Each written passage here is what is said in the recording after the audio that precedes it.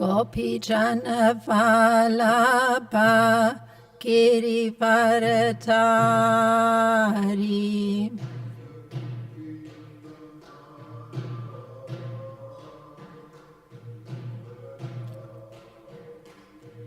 Yasodanandana Brajajana Ranjana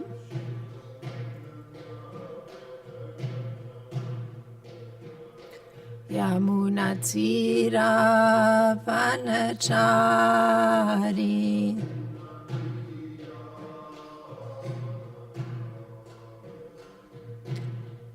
Jaya Radha Madhava Kunja Bihari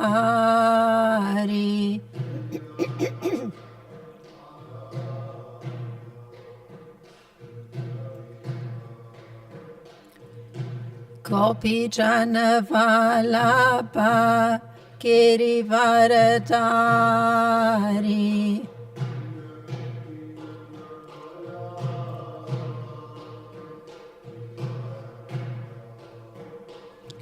Yasodanandana Brajajana Ranjana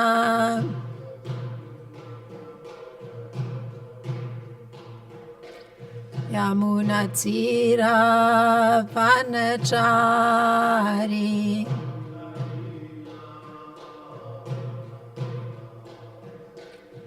Jaya Radha Madhava Kunja Bihari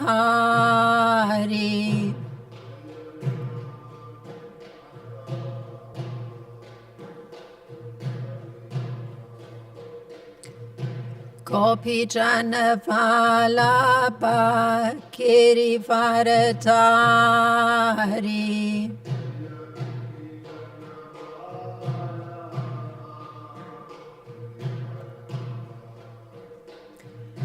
Yasodanandana Brajajana Ranjana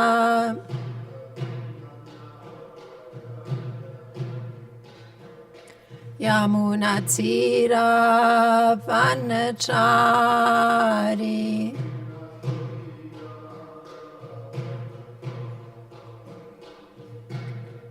Hare Krishna, Krishna Krishna, Hare Hare, Hare Rama, Rama Rama, Hare Hare.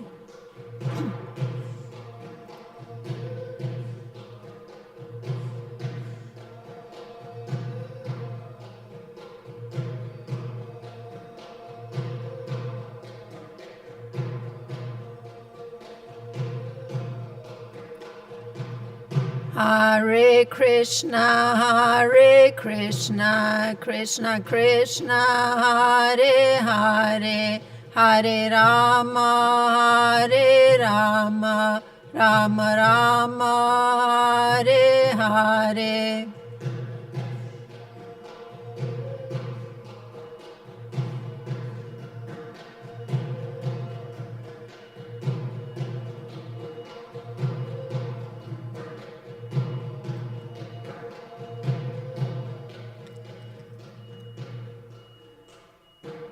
Kishore Kishori ki jai, Jagannath Baladev Subhadra Maharani ki jai, Gonitai ki jai, Srila Prabhupada ki jai.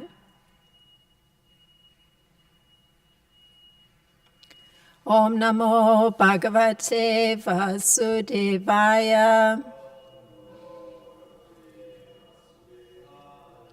Om Namo Bhagavate Vasudevaya. Om Namo Bhagavate Vasudevaya.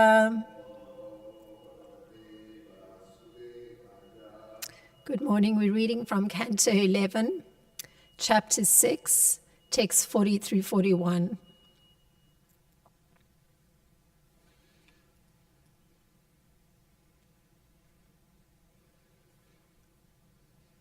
Tanirikshyo Davorajan Shrutva Bhagavato Ditam Drishtvan Varishtani Gorani Nityam Krishna Manuvrata Tanirikshodavorajan Shrutva Bhagavato Ditam Drishtvarishtani Gorani Nityam Krishna Manuvrata Tanirikshodavorajan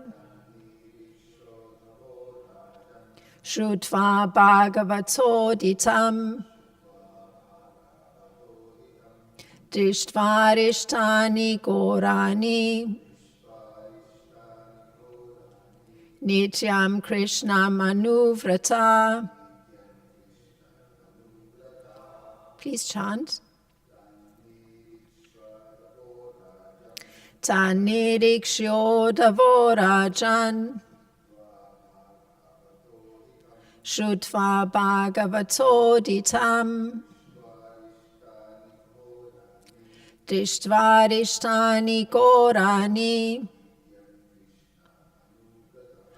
Nityam Krishna Manuvrata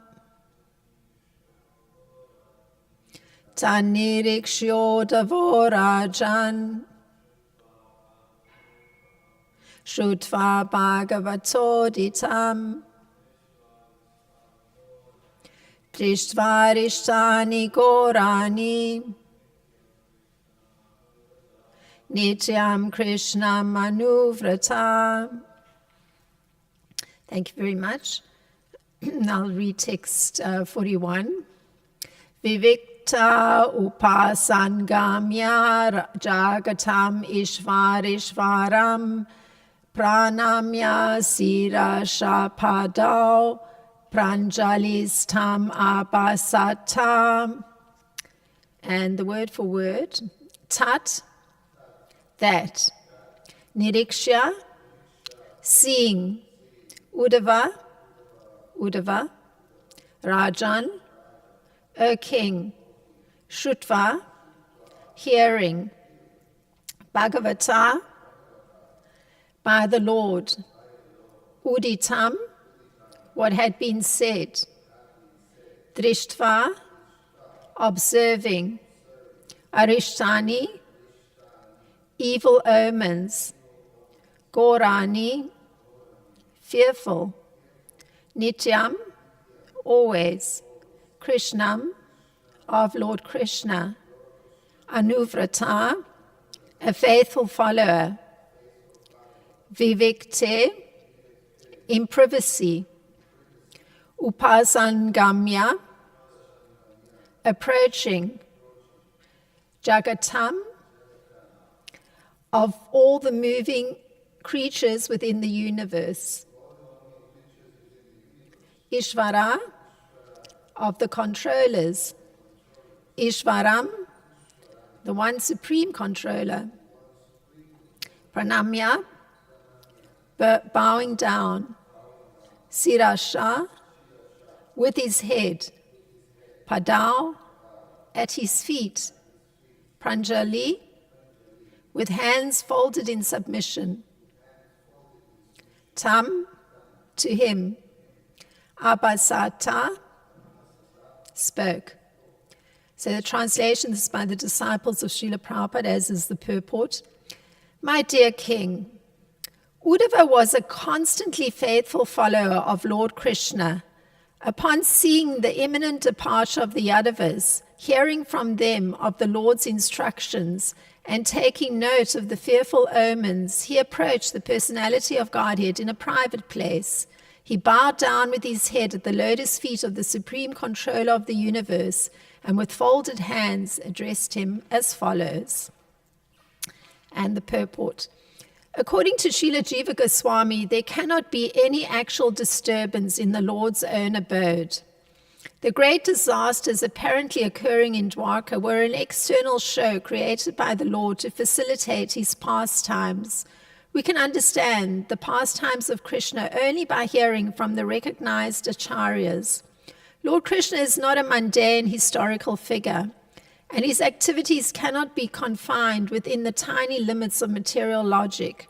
Lord Krishna's pastimes are an exhibition of his achintya shakti, or inconceivable potency, which functions according to higher spiritual laws unknown to the blind conditioned souls and their petty material logic. Om Jnana-timirandasya Gyananjana Shalakaya Chakshurunmilitam Yena Tasmai Shri Gurave Namaha Shri Chaitanya Manopistam Stapitam Yena Bhutale Swam Rupa Gadamayam Dadati Swapadantikam Vandeham Shri Guru Shuta Padakamalam Shri Guru Vaishnavam Cha Shri Rupam Sagrajatam Sahagana Ragutam Vitam Sajivam Sadvaitam Savadutam Parijana Saitam Krishna Chaitanya Devam Shri Radha Krishna Padan Sahagana Lalita Shri Vishaka Vitamscha. Hey Krishna Karuna Sindhu Dina Bando Jagat Pate Gopesha Gopika Kanta Radha Kanta Namostute Tapta Kanchana Gorangi Radha Vrindavaneshwari Vrishabhanu Sute Devi Pranamami Hari Priye Vanchakalpa Tarubhya Kripa Sindhubhya Evacha Patitanam Pavanebhyo Vaishnebhyo Namo Namaha Nama Om Vishnu Padaya Krishna Prestaya Bhutale Shrimata Romapada Swami iti namine Nama Om Vishnu Padaya Krishna Prestaya Bhutale Shrimata Bhaktivedanta Swami iti namine Namaste Saraswati Deve Gauravani Pracharine Nirvishesha Sunyavadi Paschatya Deshatarine Jai Shri Krishna Chaitanya Prabhu Nityananda Shri Advaita Gadadhar Shivasadi Gaura Bhaktivrinda Hare Krishna Krishna Krishna Hare Hare Hare Rama, Rama Rama, Hare Hare. I'll read the text again. My dear King, Uddhava was a constantly faithful follower of Lord Krishna. Upon seeing the imminent departure of the Yadavas, hearing from them of the Lord's instructions, and taking note of the fearful omens, he approached the personality of Godhead in a private place. He bowed down with his head at the lotus feet of the supreme controller of the universe, and with folded hands addressed him as follows. So this is a continuation of Narada's teachings to Vasudev. And Srila Sukadev Goswami tells King Nimi of Uddhava and his observations and response to the Yadava's departure. So a conversation within a conversation.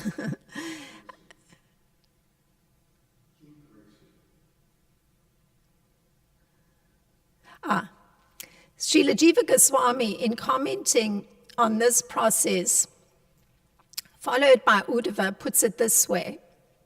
So this is Srila Jiva Goswami's concise statement breakdown of this particular verse.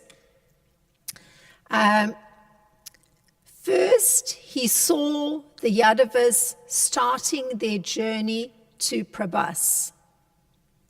Later, he heard that the Lord had given instructions to them.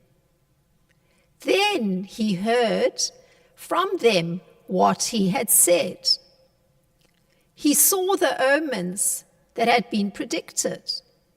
Actually, there was no disturbance, but he determined that there would be an external appearance of disturbance. So that's from Kramasandarbha, Srila Jiva Goswami's commentary on this text 43-41. So the instruction given by Lord Krishna to the Yadavas is as follows. So we're hearing, because this is what Uddhava came to know about, and he heard from the Yadavas themselves what were these instructions that Lord Krishna had given to them. So here they are. So this is Lord Krishna instructing the Yadavas. Comes from an earlier text in this chapter. Krishna tells the Yadavas, "My dear respected elders, we must not remain any longer in this place. If we wish to keep our lives intact, let us go this very day to the most pious place, Prabhas. We have no time to delay." So that was the instruction coming from Lord Krishna to the Yadavas.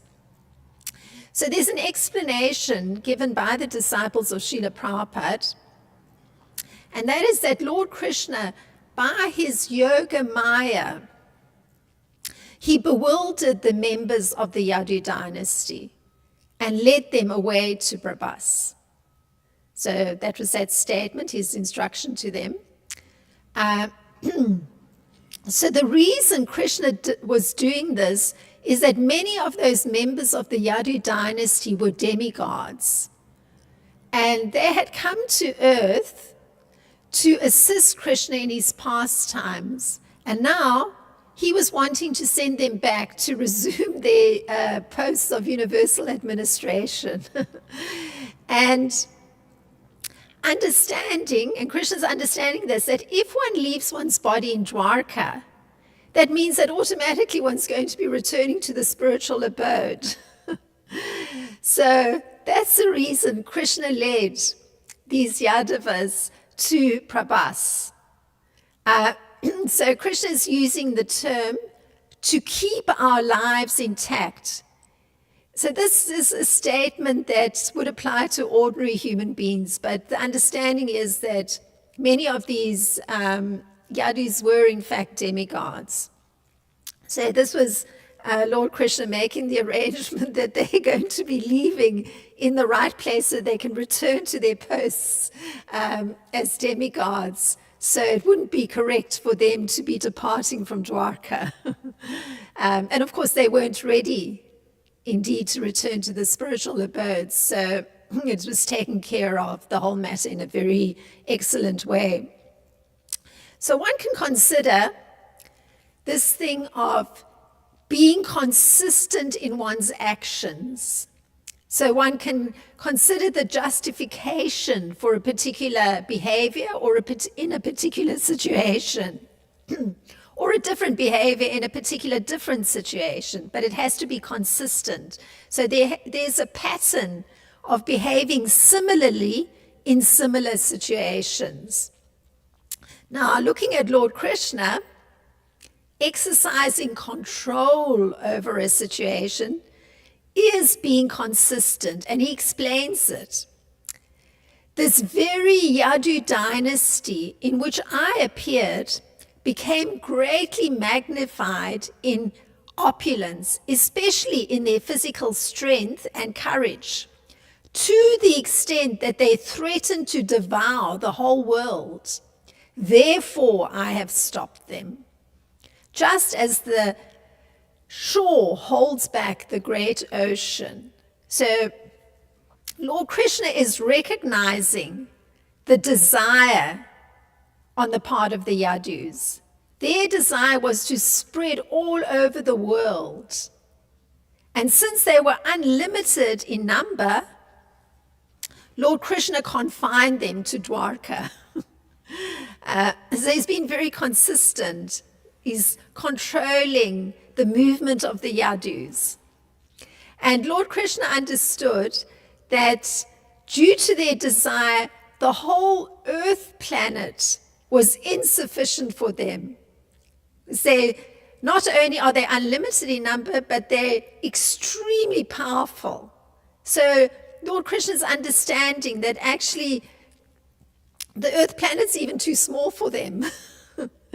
So this is all looking at being consistent in a particular behavior, in a particular situation. So he's dealing with the Yadus. So you see, the first arrangement he's making is he's confining them to Dwarka. The next arrangement he's making, when he understands that they actually are so powerful and there's so many of them that actually the earthly planet is even too small for them, it's insufficient for them, he's making the arrangement that He's going to send them back, many of them, to resume their demigod duties, but the place where he needs them to exit is in Prabhas rather than Dwarka. So he's being consistent. He's moving the Yadus, making arrangements for the Yadus that are appropriate for them, taking into account their particular situation. So there's a similarity of behavior on the part of Lord Krishna. He's the supreme being, and all living entities are dependent upon his mercy being shown to them.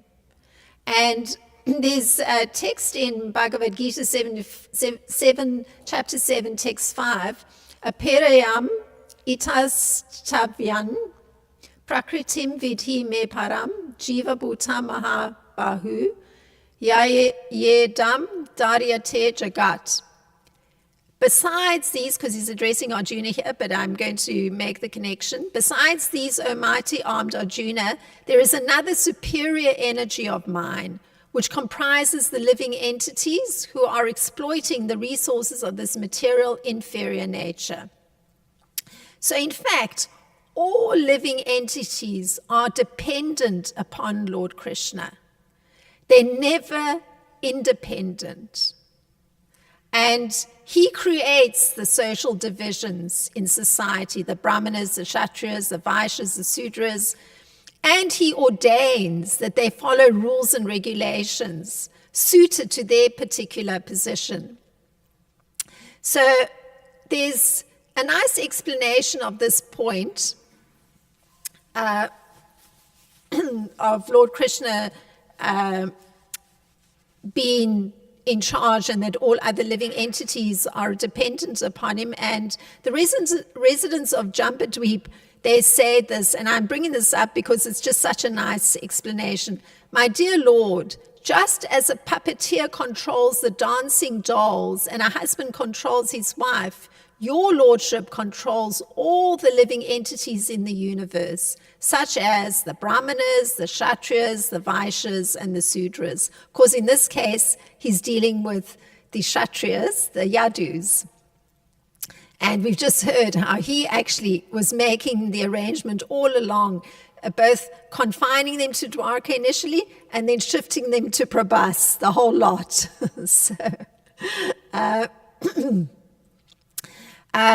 And of course, the residents of Jambudvip, they add something to this according to their realization. They say, although you are in everyone's heart as the supreme witness and commander, you're outside as well, outside everyone as well. So the so-called leaders of societies, communities, and countries cannot realize you. Only those who hear the vibration of the Vedic mantras can appreciate you. So it requires this vibration of the Vedic mantras to have insight into the existence of the Lord, both within one and that he's personally present externally. So there's a consistency on the part of the Supreme Lord in his being the superior energy that moves the cosmic manifestation and that controls the living entities. He's very consistent. I mean, we're hearing in this particular text that we're looking at today, that consistency of how he's controlling living entities. And one merely has to accept that living entities are minute energies of the Supreme Lord. So that's an underlying acceptance that has to be there to actually understand this presence of the Supreme Lord as the supreme controller. So Uddhava, he came to hear from the Yadus what Lord Krishna had said. So if we pause for a minute, one can remember that Uddhava is described in this way, constantly a faithful follower of Lord Krishna. Means he's very much connected, understanding the presence of Krishna within and the presence of Krishna externally. So in a similar way, the Yadus are eternal servants of the Lord. So there are Yadus who will also enter a hidden Dwarka, that is in the spiritual world. So Lord Krishna has announced to them that they have to leave and they're going to Prabhas. But there's also another category of the Yadus that are going to enter a hidden Dwarka. And that Dwarka is in the spiritual world. So there was a Dwarka that's manifest on this earthly realm, and there's also a Dwarka in the spiritual realm. And some of those Yadus that were present on the earthly realm, they're actually also going to enter Dwarka in the spiritual realm. So this is explained a little bit earlier on, where Krishna explains, now, due to the Brahmana's curse, the annihilation of my family has already begun. O sinless Brahma, when this annihilation is finished and I am en route to Vaikuntha, I will pay a small visit to your abode. So, see, there's the whole arrangement that Krishna's making, that controlling aspect that has a merciful component, because it's the correct thing according also to the desires of the particular personalities that are there. So he's arranging that there's a section of the Yadus that will go to Prabhas, and they will leave their bodies in Prabhas so that they can go back to their posts as demigods. And here he's telling Brahma that he's actually en route to Vaikuntha, to the spiritual world. He's going to pay a visit to Brahma. And of course, he's also making the arrangement that some personalities that are actually residents of Dwarka in the spiritual world, that they will return there. So the curse, because this is the reason for this arrangement, the curse uttered by the Brahmanas can be understood to be very powerful. So there was it wasn't that Krishna was going to be altering that curse or stopping that curse, because generally, if one generalizes, so to say, the curse of the Brahmana is very strong. It's the word that's used, and it's used in Bhagavad Gita to put this emphasis on something being very strong. Duratyaya, it's insurmountable. So it's watertight. It has to take place because the Brahmanas have uttered a curse, which was a foretelling of the destruction of the Yadu dynasty. And we're hearing here how Krishna is actually making arrangements that are appropriate for all the persons. He's been very consistent in his behavior of controlling, in this case, the Kshatriyas, although he controls the Brahmanas too. But he's chosen not to alter the Brahmana's curse, so he's not controlling that part, but he's controlling the way the curse will play itself out in order for the particular personalities to be in the right setting for where their future destination is. So Uddhava is described as seeing these omens. And Srila Jiva Goswami, he states that Uddhava determined that there would be an external appearance of disturbance, but that actually there was no disturbance. So he understands the consistency of Lord Krishna's behavior. He's capable of Lord Krishna is capable of counteracting the curse of the Brahmanas, but Lord Krishna's plan is consistent in terms of his winding up his pastimes. So he's making a perfect plan. And in fact, Lord Krishna reinforces his position by sending the Yadus to Prabhas, because in Prabhas it would appear that the problem can be counteracted. So this is very interesting. He's not choosing to directly interfere with the Brahmana's curse, but he's making an arrangement that takes care of two things. One is that the particular Yadus that need to return to their posts in the spiritual world won't be leaving from Dwarka, they'll be leaving from Prabhas, but also the fact that he sends them to Prabhas, it would appear that he's also taking care of this curse, because in Prabhas, any material difficulty can be counteracted. And he explains this. He says, this is Lord Krishna speaking, by bathing at Prabhas, by offering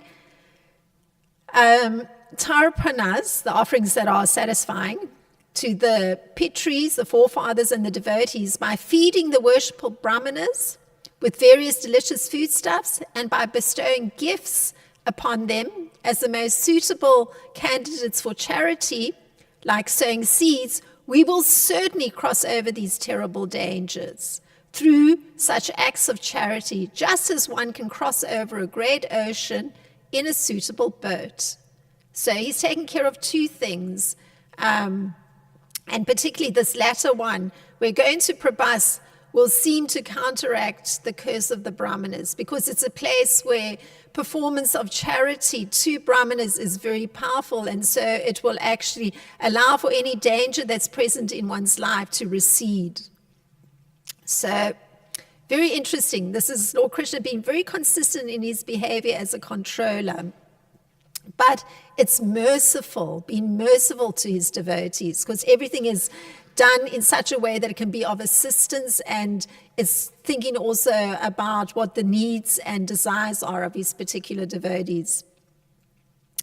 Lord Krishna will have brought the family, this is Uddhava, his understanding, how it will appear that there's going to be big disturbance taking place in Prabhas, but he understands something, Uddhava. He understands that Krishna will have brought his family to his beautiful body with a semblance of destruction, and he himself will disappear.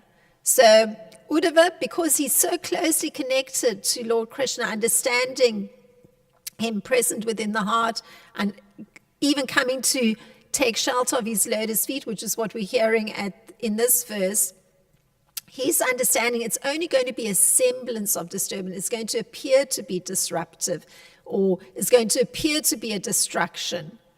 But actually, Krishna's bringing all those yadus closer to his beautiful body. That's how Srila Jiva Goswami's words are for Uddhava's understanding.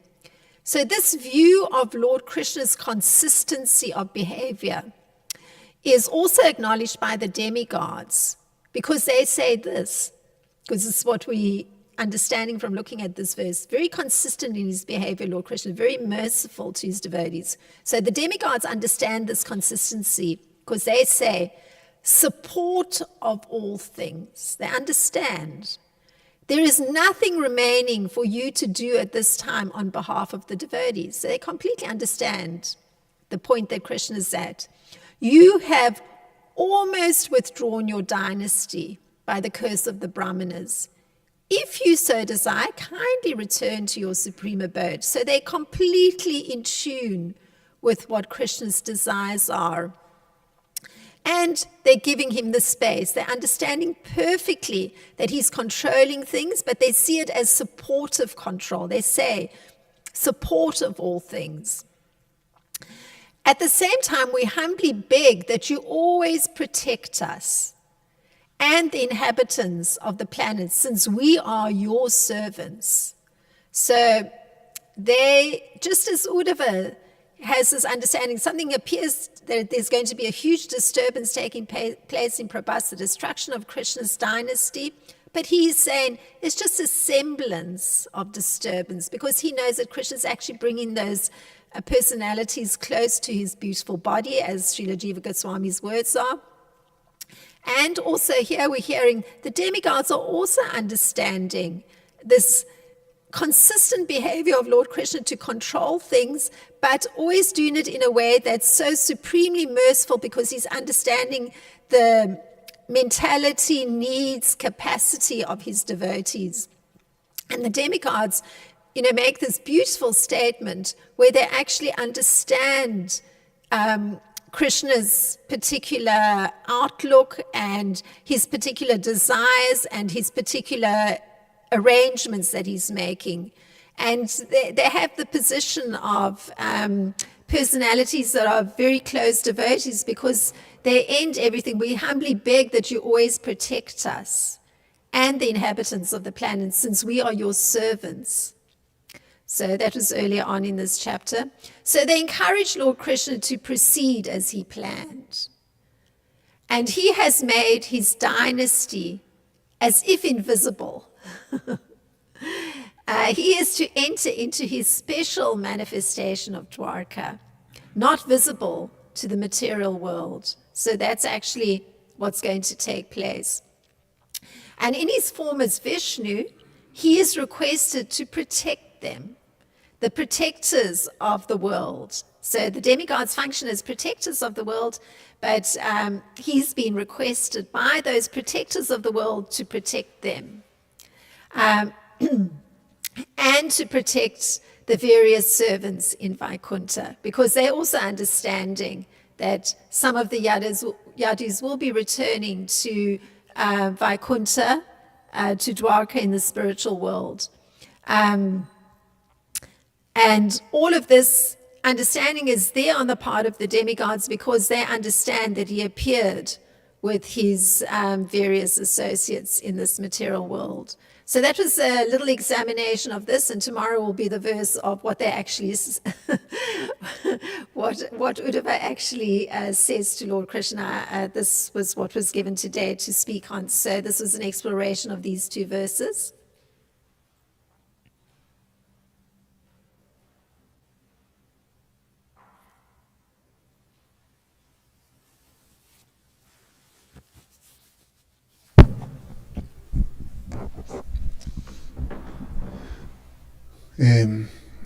Is quite something, because I have, now when you start to think about these subjects, there's so many questions, and in one sense we understand, and it's explained by our acharyas, this is Krishna's Leela, and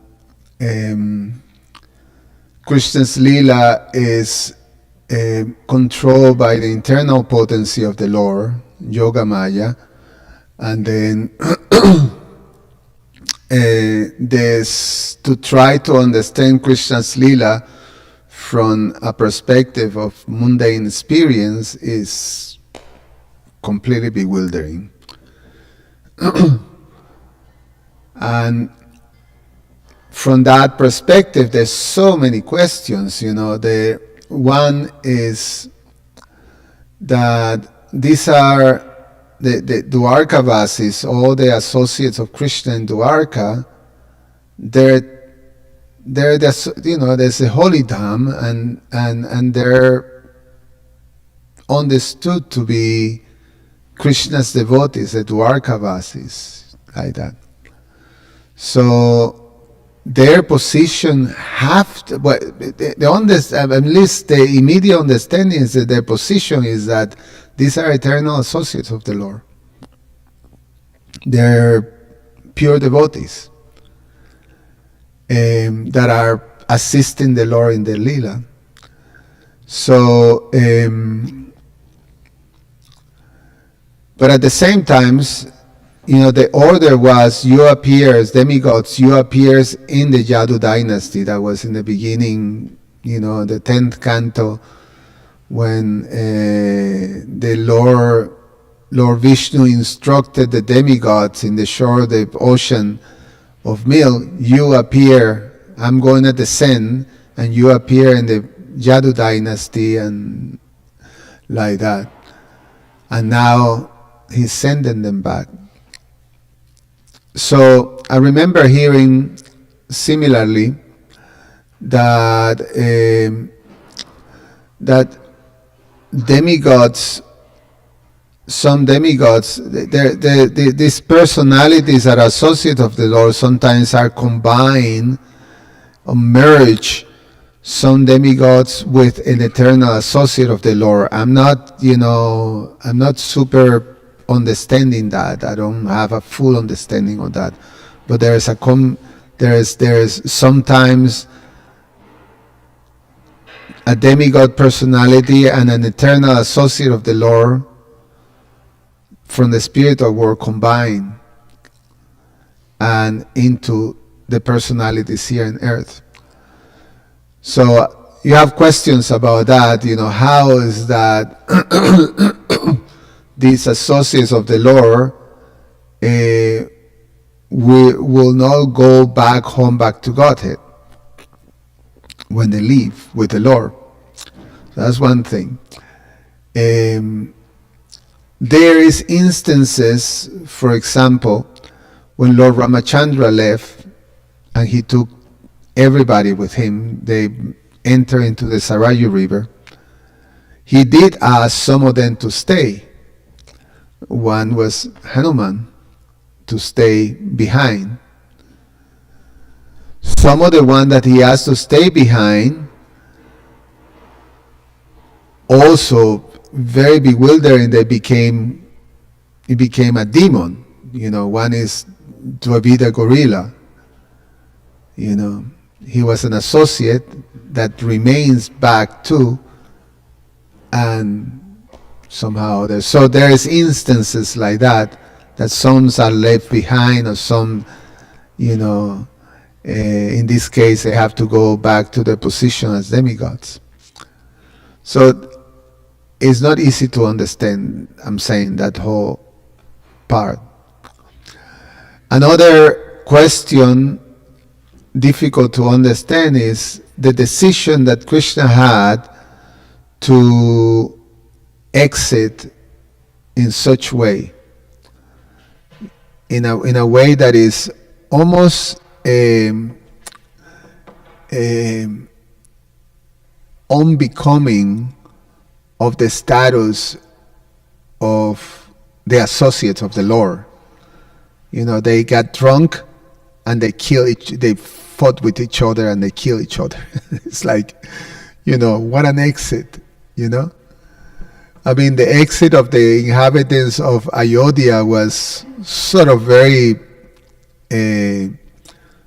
wonderful in one sense, and very, very touching. They all lovingly follow the Lord into his next destination like that.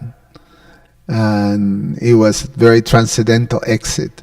But this exit of Krishna's pastimes is very bewildering, ending with Lord Krishna being shot by an arrow. Obviously, in a very also, it's all very dramatically, but it's the exit is difficult to understand, and we hear the explanation that is to bewilder the demons. And I'm assuming it's the future demons because Krishna has already got rid of all the demons during Dwapara Yuga. So, but Kali Yuga is coming, and so I really have to, I'm talking for myself, reflecting on all these questions that comes now entering into this part of the pastimes of the Lord, that is the conclusion of his Leela, and how he chose to make all these arrangements, as you pointed in the class, control in such manner. So, I don't know, I just wanted to share all these thoughts that are coming to my mind. Yes.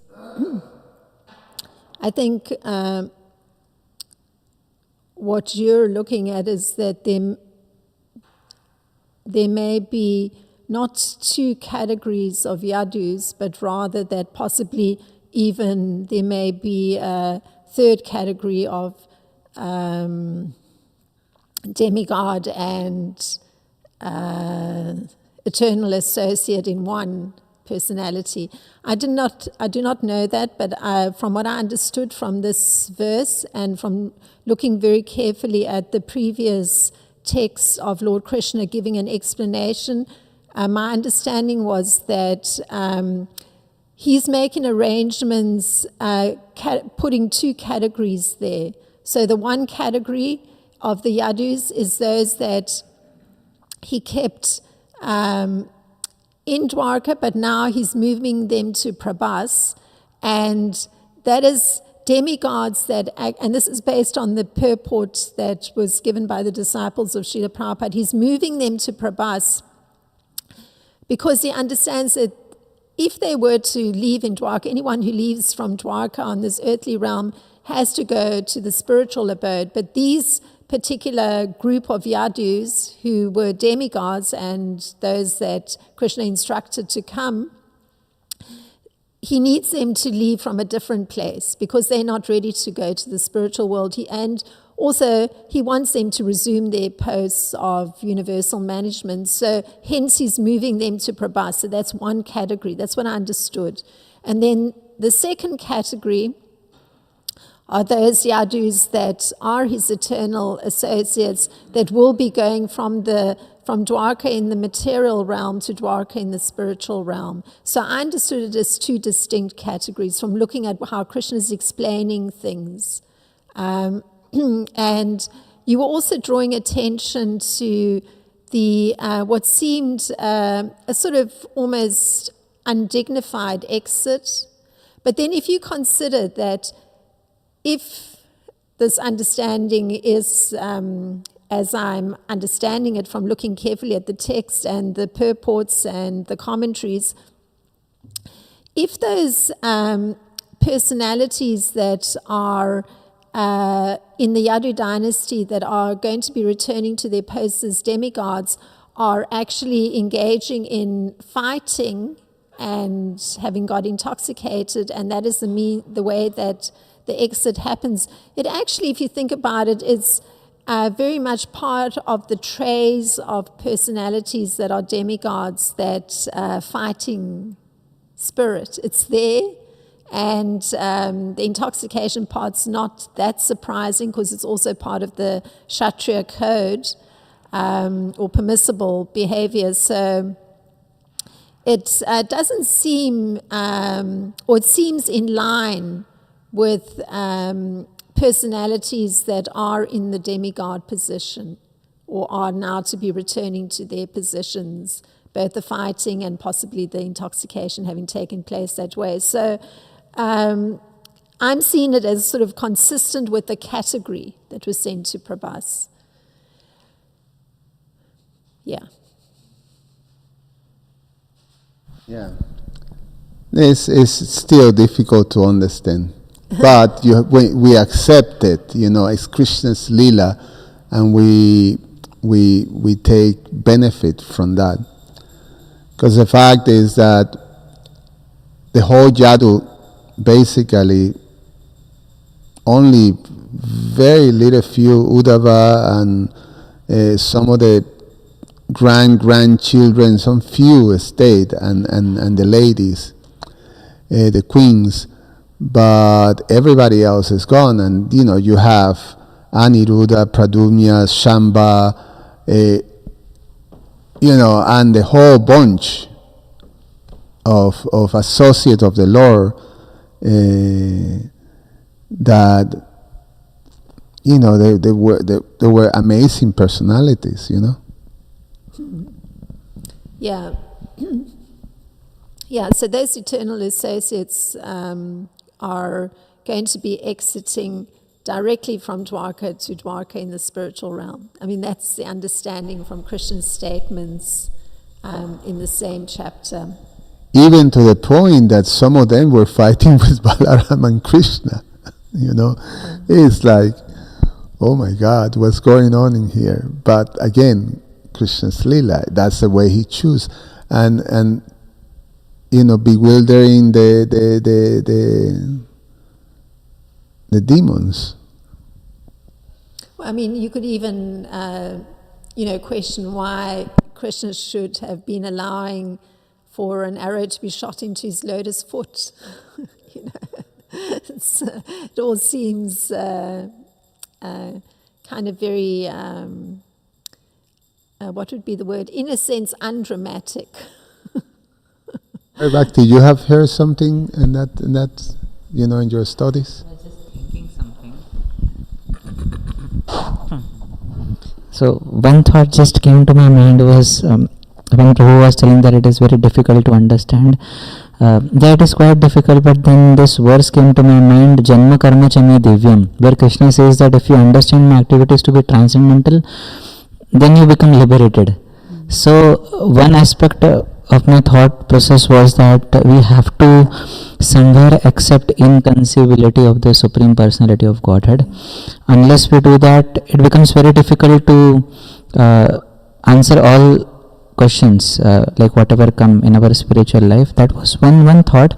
Another thought was, for Krishna, it doesn't matter how he ends somebody's sojourn in this material world.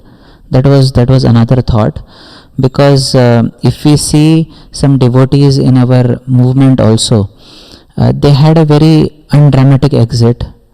For instance, we see Her Grace Ladini Mathaji. She was shot by the people when she was in Africa. And there are some people, like we have His Holiness Tamal Krishna Goswami Maharaj, who left his body in an accident, which is not such a very great thing. We did not have devotees like kind of chanting for him at his side, because that is what is considered to be a very nice passing away from this world. But then another thought came to my mind was that for Krishna, the body is immaterial, because he is not concerned about the body. It is just made up of the 5 elements. For him, the soul is important. So ultimately, he will arrange everything in such a way that the devotee, he comes back to his abode. And with regards to the combined incarnations, I have heard at some place that some of the yadus, they were like, so the demigod portions went back to heaven, and the associates, they went back to the spiritual world. So in that manner also, if we consider, so the explanation which you gave, that they are Kshatriyas and fighting for them is quite natural, so that also suits. So these are some thoughts which I... Thank you very much for the contribution. Yes, it's it does really rest on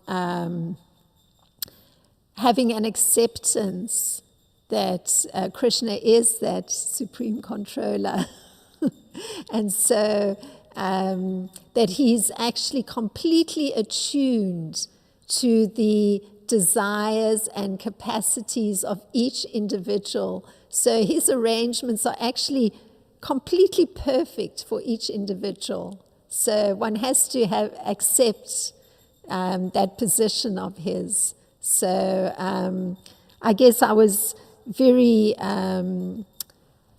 this particular section just struck me very much, that Lord Krishna is so consistent in his behavior. It doesn't matter what it looks like. It's always attuned to the devotees he's dealing with. So that struck me very much here, in how he's making his arrangements for, how he's categorizing the yadus, who he's moving where. So...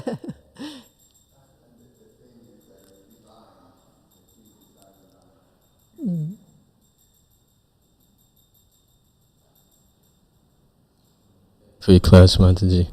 I was thinking about and listening to the responses, and personally, it just, for me, it's just a reminder not to try to come here, to the material realm. Just for me personally, when I see the drama that happens within ISKCON, the drama that happens in the Lord's pastimes, drama, he's born in a prison, and has his siblings killed before he even arrives here. So for me personally, it's just a reminder of take shelter of Guru, and this is not a place for a gentleman. This material realm is not a place to aspire for. Oh, that's very nice. Just thinking for oneself, where to repose one's shelter. Yeah, that is the proper way. Yeah, it's the proper way. Well, thank you very much for your very kind attention. Srila Prabhupada ki jai, Srimad Bhagavatam ki jai.